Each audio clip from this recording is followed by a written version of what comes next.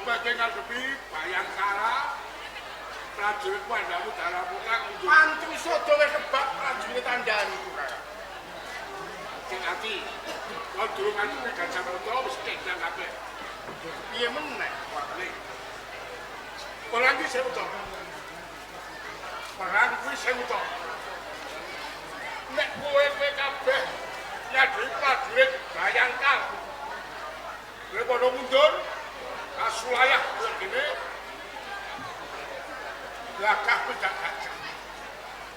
Nah ini diwajibkan didol perang ngokol mereka ini digulaki akal coro lan kawe kok nganggo akal cara piye meneh Mas kaya ngene iki kepepet lho iki lho aja kepepet musuh diwajibkan didol nguler bukti butuh dolo supaya tunggal juli ya yen pancen sampean duwe akal coba aku tak pengen ngerti akal ngerti iki dalem Sang Prabu hanya mula ora arep dadi mati iya karo putra ing Pasundan putra Sang Prabu Sri Balukan Malang oh iya sing nemtokno dina Godawuhe Kiryan Patih Gajah Mada gandeng cenenge apa ana iki lho ana Godawuhe ana ing ora-ora bubat iki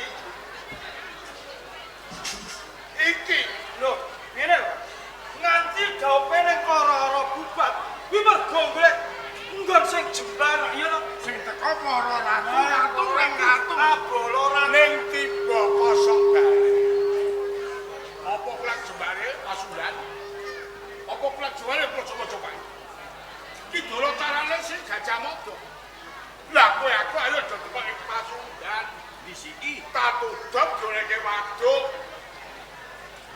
golek alane apa Majapahit terus kowe aku wis patuh cocok siji aku ora ngerti kowe kudu bisa buka uang apa keunggulan ing Majapahit beda Majapahit iso kenyal-kenyalan gayo kental loro mergo apa pusaka telu cacahe siji kitab Sutasoma loro Kertanegara telu Kiai Margapati ya iki kok setali wae ben kok aja kejaba sok kuwi kene gampang kok karo ora iya apik cocok kuwi kok mesti ulur karo awak dhewe kok bolong yo kok carane golek akal diwacara sampe iya ya kok ben ora ketok awak dhewe kaselak barang kamuluk susu malak dene nol kok ora segak pingawe-awe kowe matur apa ora apa matur dadi terus-terus nanti sowan-sowan golek matur gitu heeh ben ora padha ben kepilot ayo dicemitan teko le Pasundan iya monggo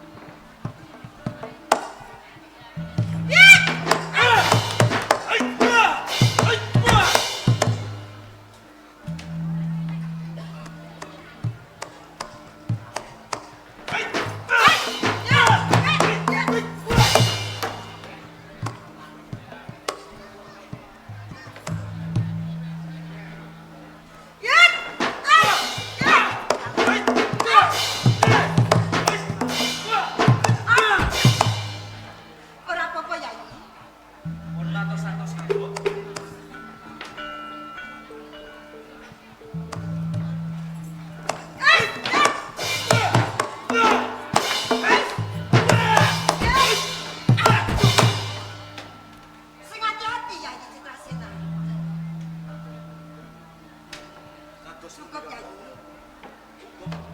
Kyai Citrasena. Kang Mbok Pitaloka.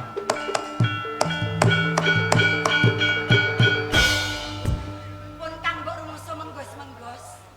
Sing gedhe pangapurane yen to nganti ora ngimbangi marang Sri Rambu Kyai Citrasena. Napa Kang Mbok? Heeh. Rama. Monggo-monggo Kanjeng Rama.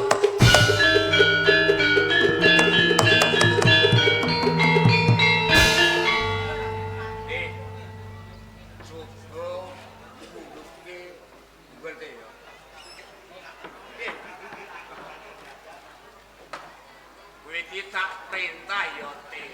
Nggih, betul apa? Bapakno. Sedaya Paman.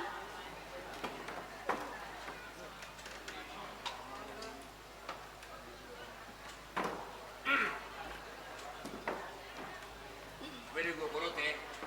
Kata Ya. sampun parengaken nggih. Nuwun sewu. Putraku bocah ayu Pitaloka Cirasena. Inji sabda katimbalan Rama. Esuk awan sore Inji. kowe kok padha gladhen kadamu Trasena upung kowe besok dadi bocah kang wasis apa ditujuan Rama pepunden kula. Saderipun matur kula ngaturaken sembah pangabekti mugi kunjuk. tak tampa ya mung suda pujiku kampanye Rama, senajan to putra menika putra awujud panika, mugi dalah kadang kula Citrasena. Awit menapa to Rama? Mung kula olah bela raga dhateng kadang kula Citrasena. Kula mung kepengin yen to nen payo-payo musuh ing pasundan namung cekap kula yang maju ing medan logo.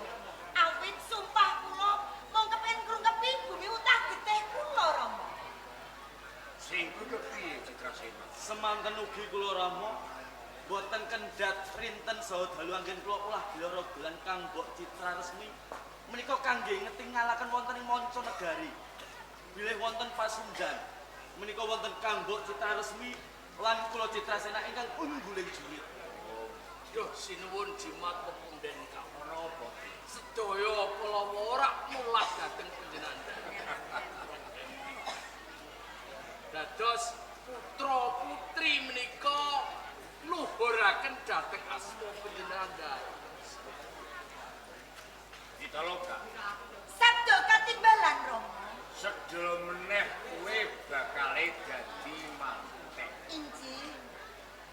bejo bejaning wanita kuwi lamun digarwa dening ratu ing kraton Majapahit ya Sang Prabu negara rajasa ya Prabu Hayampura ya wiwit dina iki kuwi kudu sinau budaya Jawi sing besok kesuguh kelan kakung Prabu Hayampura. Tan urung kowe besok dadi ibu kawula ing pasmen lan kraton Majapahit ya. Atau ya. Mindak sak pecah tembung sak limah. Kula tansah hati-hati Rama.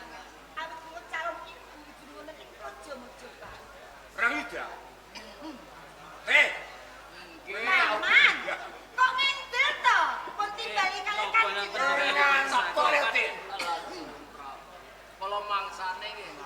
Kowe besok sing tak percaya dadi pranata adicara. Sebab yo tanung besok bakal ana tau sing luwih akeh saka manegara kang padha mangayu bagya ana ing ora-ora budal. Mergo kowe pinter wasis bicara pinter ngerakit tembung kowe aja nganti suwaya ya. Sagah kula badhe sagah sedaya dawuh panjenengan dalem suwun. Lho suwun suwun pertama Wonten tamu Rama. Palenggane Yayi.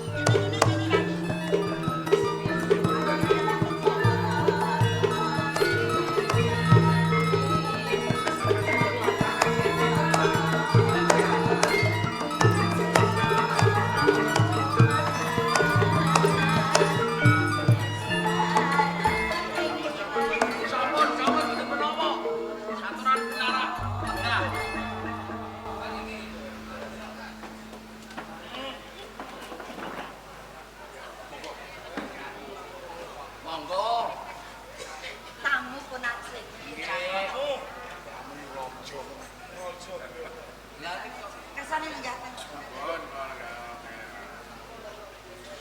Yen ora kleru iki kaya prajurit Mojopahit. Dengan Dharma Putra. Sopo to? Lorawadek. Rawadek. Rawalan. Rayu. Rawadek. Dadekmu kaget tingkalku. Suwarno pasunan Tanmuk Stala iki mesti ana wigati. Sadrewon munduk matur kula menawi lepat dina dungkak kersa miyok pariwilasa paksama saking negari. Iya. Sun kula kinal Tak tampa pas utamane mugi nambahaken kegiatanku. Bidal kula saking negeri Mojopahit tumapak ulangi pasukan. Pun kawigatosan mligi kagem apa? napa saestu mrene dawuh nang putra Dyah Pitaloka Citra Resmi dan Sang Prabu ayam kula Bener. Bener. sampun kagal Wis tak penggalih kanthi wening tirta kawusakan. lho sewu sih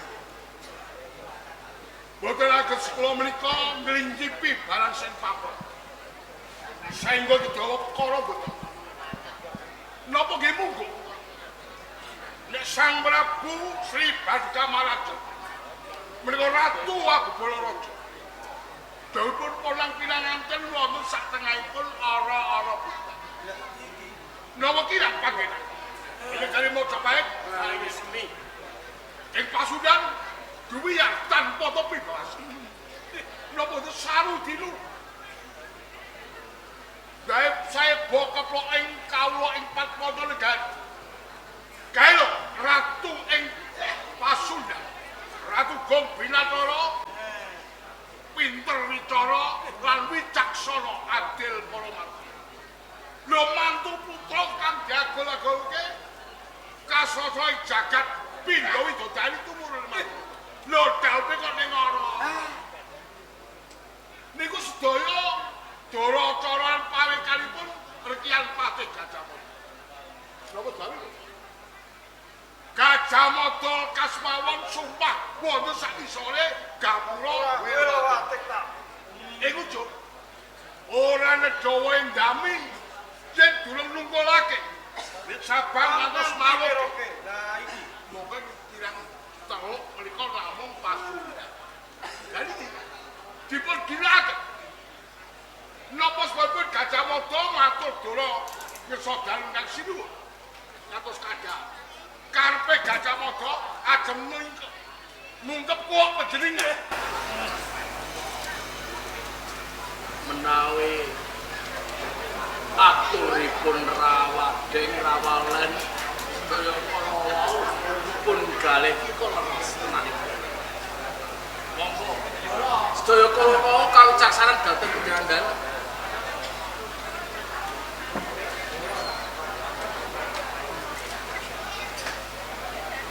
Gajah Mada dhisik kuwi tau dadi patih ing Kahuripan Kediri mrangane Dyah Wiyat ya Raja Dewa. Bareng Gajah Mada diangkat mundak pangkate dadi patih Hamangubumi ing Kraton Mojopahit. Ganti palunggane Empu Rewes ya Haryotadya. Kok ketok mulak Gajah Mada mbandul silang. Adol gendung wong sing kongas. Aku ngerti. Yen Gajah Mada kuwi pinangka dadi tunggung prajurit Bayangkara.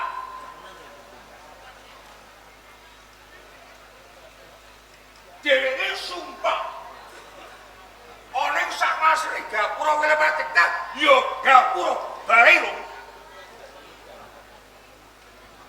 Kuwi nek ora luput tahun 1334. Biasanya kuwi ngelingan. Masehi nggih. Kuwi mbarengi sisi lairi Prabu Hayam Wuruk. Lorong mbarengi mbedhose Gunung Dhulut sing kaping 3. Mbarengi gempa bumi ing desa Banyu Pindhang. Apa karepe? Gajah Mada kepengin sumpah palapa. Sumpah kuwi ketok prestio. Palapa kuwi cuti utawa prek. Lamun serampung.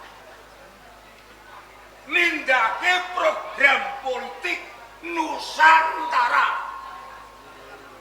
Politik kuwi gegayuhan.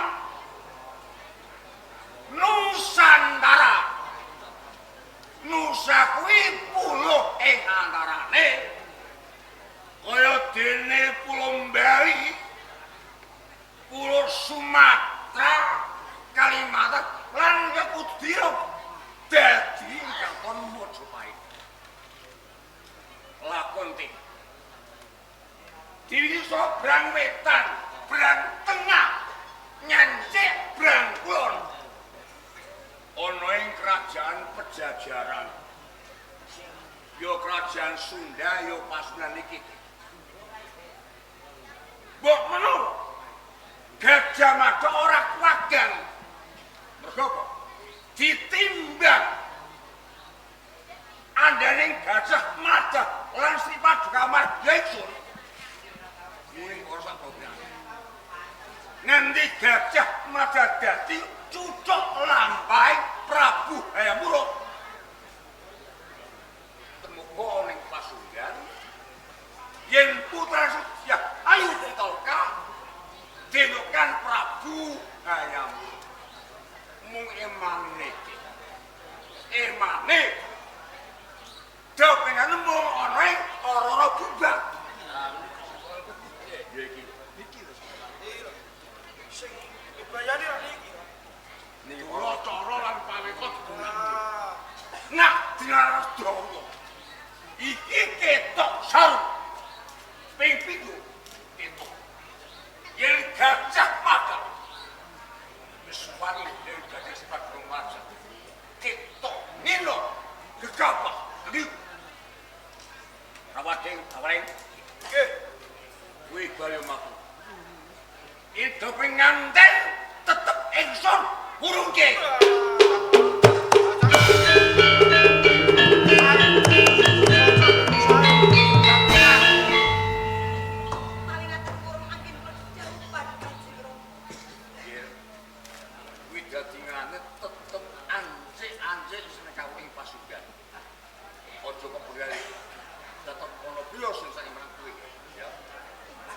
Sinur. Napa dalanipun kula sakatene Prajurit Dharma Putra. Teka wonten Pasundan, kula pen manunggal.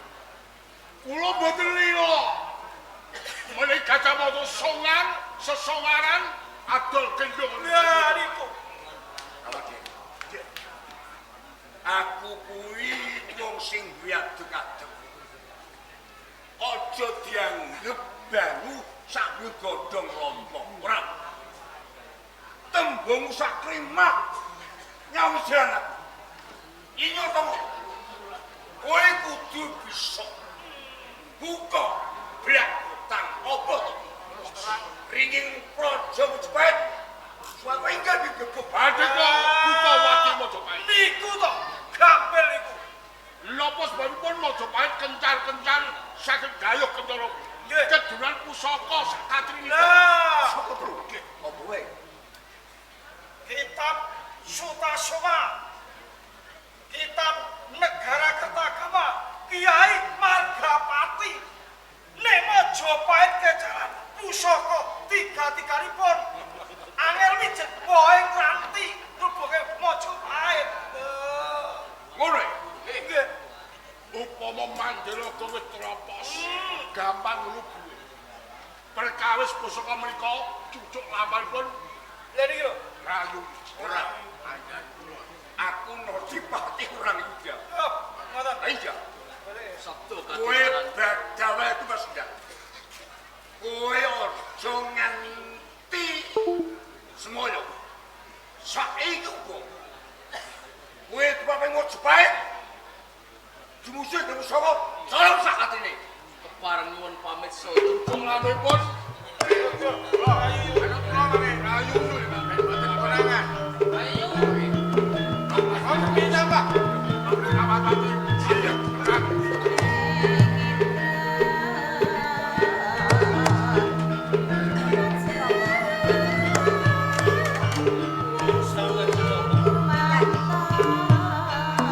Napa dipun keparengaken kula sabyantu kalian paman Prayudha? Kowe muncul nyang dalem. Wis ana tak percaya iki kita. Kula ngatosaken sanget menawi mangke paman Patih Prayudha kajeng paman prajurit Mojopahit kula saged sabyantu. Oh, ora iya. Tak terangi kan. Nyuwun pamit kula. Yayi. Kandhok. Sing hati-hati ya Citrasena. Yayi.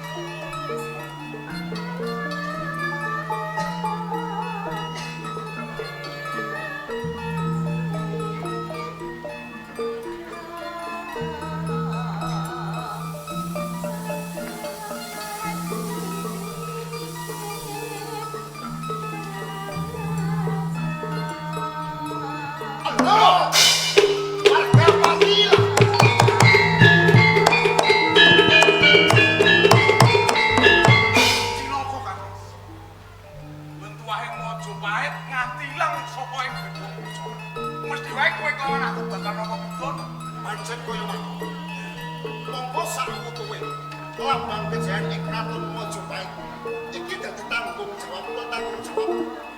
Lan wektu dina iki lambang kejayaan ing Mojopahit Margapati ane saka pelanggan.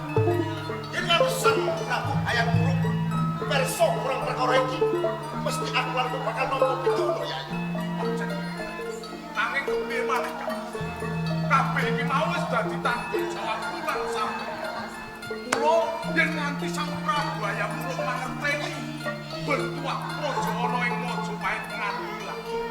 Pidana apa wae kudu dilakoni kan. Prasasat kasendalo nyawa namaca aja engko.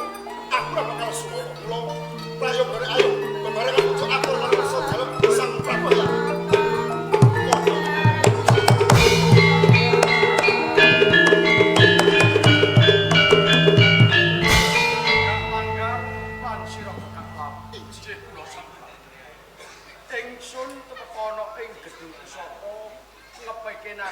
Pusaka sak katring Nyuwun pangapunten sang Prabu Hayam.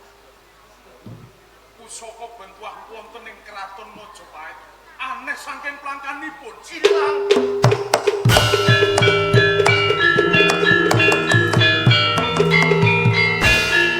gak lawuh prajur gak lan Cek dawuh kula. Kang nduk kemit ing gedung pusaka kang tanggung jawab sapa? Boten wonten sanes sedaya kalawau kula ingkang tanggal jawab Sang Prabu. Semanten ugi ingkang kula tanggung jawab. Yen ngono sira saklarane ngakoni sakabeng dosa lan kaluputan. Kula ngakeni menawi tumindak kula menika lepat lirwa ing kewajiban satemah lambang kejayan wonten negari Majapahit anis saking plakanipun Sang Prabu. Menika leresipun. Menawi badhe dipun pidana menapa kemawon bebasan kapocok ana jangga kula badhe sagah ngayahi. Saguh nampa pidana apa wae nek ngono kowe ora pantes urip becik tak pateni.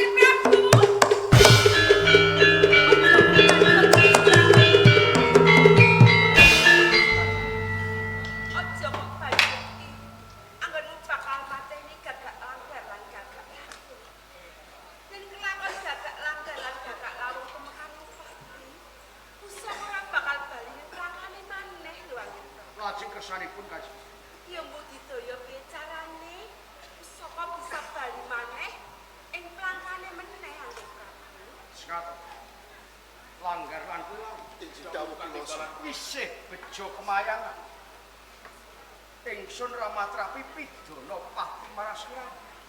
Mula kowe andane senopati Kebumaruta. Wektu dina iki bali lan orane pusaka sakatrine ndak pasrahke kelawan senopati Kebumaruta. Enggal marang lan dalem senopati. Kados pekatipun tambahi pangestu Sri Prabu.